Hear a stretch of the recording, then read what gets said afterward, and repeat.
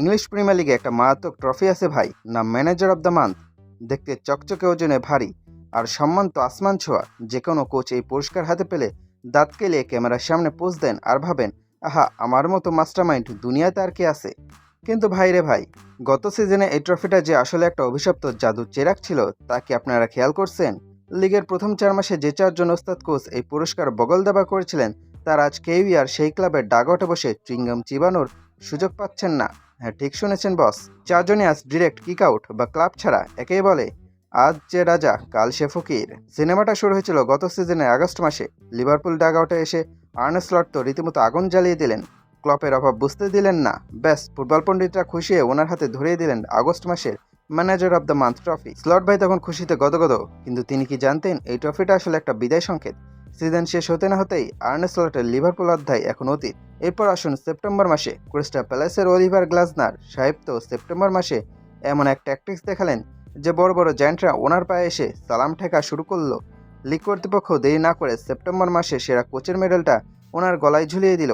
আর ঠিক কিছুদিন পর ক্লাব মালিক গ্লাসনার সাহেবকে ডেকে বললেন, ভাইয়া, আপনার মেডেলটা বাসায় নিয়ে যান, কাল থেকে আর অফিসে আসার দরকার নাই। গল্পের টুইস্ট এখানে শেষ নয়। অক্টোবর মাসে এলেন রুবেন আমরিম। ম্যানচেস্টার ইউনাইটেডের ডাগআউটে এসে ওল্ড ট্রাফোর্ডের থিয়েটার অফ ড্রিমসকে জাগিয়ে তুললেন। পুরো অক্টোবর মাস জুড়ে ইউনাইটেড ফ্যানরা আমরিম বেলুন ফুলিয়ে আকাশে ওড়াচ্ছিল, আর লিগ কমিটি ওনাকে ম্যাচ সেরা কোচের ট্রফি দিয়ে সেই বেলুনে গ্যাস রিফিল করে দিল। ফলাফল সিজনের মাঝপথেই আমরিম ভাইও এখন ওল্ড ট্রাফোর্ডকে টাটা বাই বাই বলে দিয়ে সুটকেস গোছাচ্ছেন। সবচেয়ে বড় কৌতুকটা ঘটল নভেম্বর মাসে। চেলসির এনজো মারেস্কো নভেম্বরে চেলসিকে যেভাবে টেনে তুললেন, মনে হচ্ছিল মারেস্কো বুঝি স্ট্যামফোর্ড ব্রিজের নতুন ডন। নভেম্বর মাসের বেস্ট ম্যানেজারের ট্রফিটা যখন ওনার হাতে দেওয়া হলো, মার্স্কো হয়তো ভেবেছিলেন তার চাকরি এখন 100% সিকিওর। কিন্তু তিনি ভুলে গিয়েছিলেন ওটা চেলসি আর ট্রফিটা ছিল অভিশপ্ত। ব্যাস, সিজনের মাঝপথে মার্স্কো এখন বেকারদের লাইনে দাঁড়িয়ে ফর্ম ফিল আপ করছেন। ভাইরে ভাই, এই পরিসংখ্যান দেখার পর প্রিমিয়ার লিগের বর্তমান ম্যানেজারদের রাতে ঘুম হওয়ার কথা না। এখন তো মনে হচ্ছে কোনো মাসের শেষে যদি কোনো কোচ দেখেন তিনি 3-4টা ম্যাচ জিতে টেবিলে শীর্ষে আছেন, তিনি নিজে থেকেই পরে ম্যাচ ইচ্ছা করে দল হেরে যাওয়ার জন্য ট্যাকটিক্স সাজাবেন। ডিফেন্ডারদের বলবেন, আরে ভাই, গোল খাও, ম্যাচ হারো, ভুলেও যেন লিগ কমিটি আমাকে এই মাসের সেরা কোচ না বানায়। ট্রফি পাওয়ার চেয়ে চাকরি বাঁচানো অনেক বেশি জরুরি। আগস্ট, সেপ্টেম্বর, অক্টোবর, নভেম্বর, পরপর 4 মাসের 4জন সফলতম কোচ আজ নিজ নিজ ক্লাব থেকে উধাও।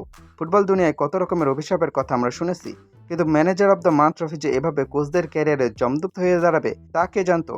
নামের পাশে অনলি স্টার আর কাজের শেষে ডিরেক্ট ক্রস। এখন থেকে কোনো কোচ এই পুরস্কার পেলে মুখে হাসির বদলে মনে মনে হয়তো আয়তুল কুরসি পড়া শুরু করবেন। কারণ বিধাতা আজ স্পষ্ট বুঝিয়ে দিলেন, প্রিমিয়ার লিগে পুরস্কার পাওয়া মানেই ড্রেসিং রুমের দরজা বন্ধ হওয়া। তো বন্ধুরা, প্রিমিয়ার লিগের এই অভিশপ্ত ট্রফি নিয়ে আপনাদের কি মতামত? আগামী সিজনে কোন কোচ এই পুরস্কার পেয়ে সবার আগে চাকরি হারাবেন বলে আপনার মনে হয়?